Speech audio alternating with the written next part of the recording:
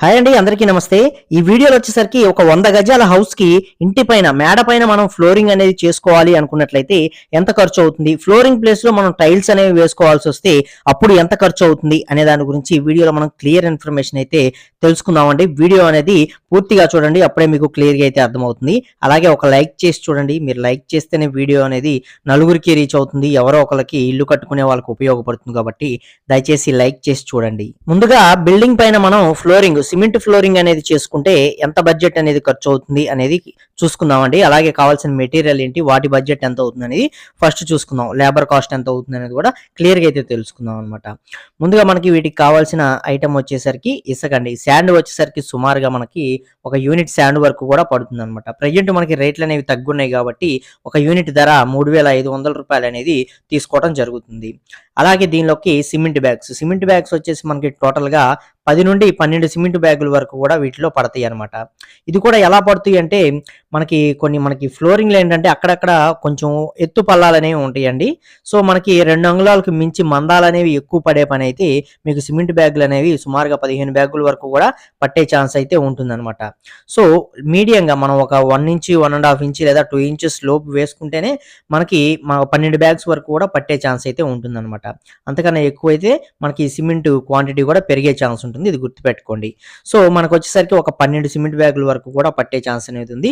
For bag అనేది మనకి 350 రూపాయలు, ఇంకా తక్కువలో కూడా దొరుకుతున్నాయి, ఇంకా ఎక్కువలో కూడా ఉన్నాయి. మీడియం బడ్జెట్ లో మనం 350 రూపాయల్లోనే ఒక సిమెంట్ బ్యాగ్ అనేది తీసుకున్నట్లయితే మనకి టోటల్ కాస్ట్ అనేది వచ్చేసరికి 4,200 రూపాయల దాకా బడ్జెట్ అనేది అవుతుంది. అలాగే మనకి ఫ్లోరింగ్ లోకి డాక్టర్ ఫిక్సిట్ అనేది ఉపయోగించుకుంటాం. ఇది వచ్చేసరికి వాటర్ ప్రూఫింగ్ అనమాట.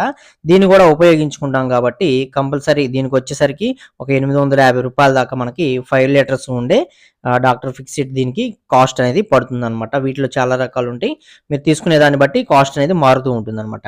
సో దీనికి అవుతుంది. అలాగే వర్క్ చేసిన వారికి ఇసుకంతా బిల్డింగ్ పైకి మోసుకొచ్చి కలిపి అందించి వర్క్ చేసిన వారికి, మేస్త్రులకి అందరికీ కలిపి సుమారుగా 10,000 రూపాయల దాకా బడ్జెట్ అనేది అవుతుంది. ఇప్పుడు మెటీరియల్‌కి ప్లస్ మనకి వర్క్ చేసిన వారికి మొత్తానికి కలుపుకొని 18,550 రూపాయలు, అంటే ఇంచుమించుగా 20,000 రూపాయల లోపు మనం ఒక 100 గజాల ప్లేస్‌లో మనం పైన ఫ్లోరింగ్ అనేది చేసుకోవచ్చనమాట.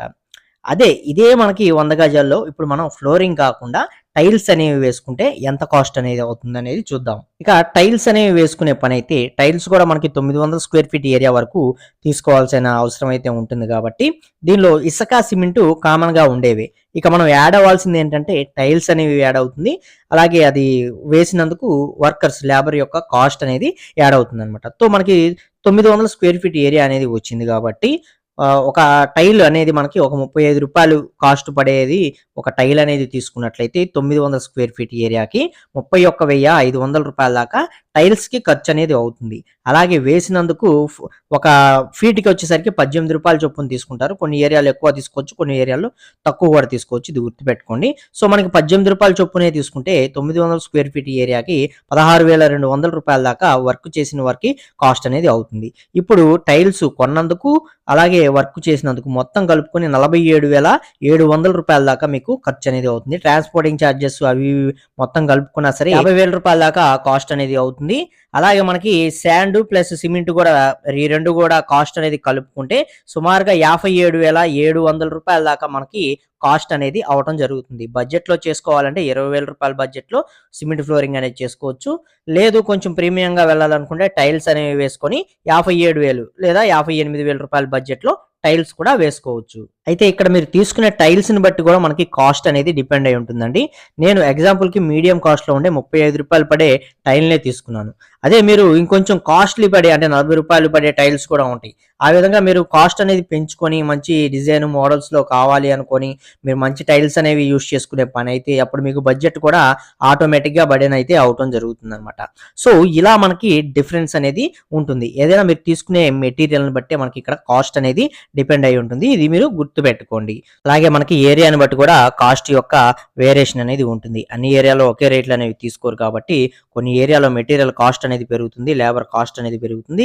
సో అక్కడ ఆటోమేటిక్‌గా కాస్ట్ అనేది ఎక్కువ అవుతుందన్నమాట. కొన్ని చోట్ల తక్కువ ఉంటుంది కాబట్టి అక్కడ కాస్ట్ అనేది తక్కువ కూడా అయ్యే ఛాన్స్ అయితే ఉంటుంది. ఇది మెయిన్‌గా గుర్తుపెట్టుకోండి. సో, ఈ వీడియోలో చెప్పిన ఇన్ఫర్మేషన్ మీకు నచ్చింది, అర్థమైంది, యూజ్ అవుతుంది అనుకున్నట్లయితే తప్పకుండా ఒక లైక్ చేసి సపోర్ట్ చేయండి.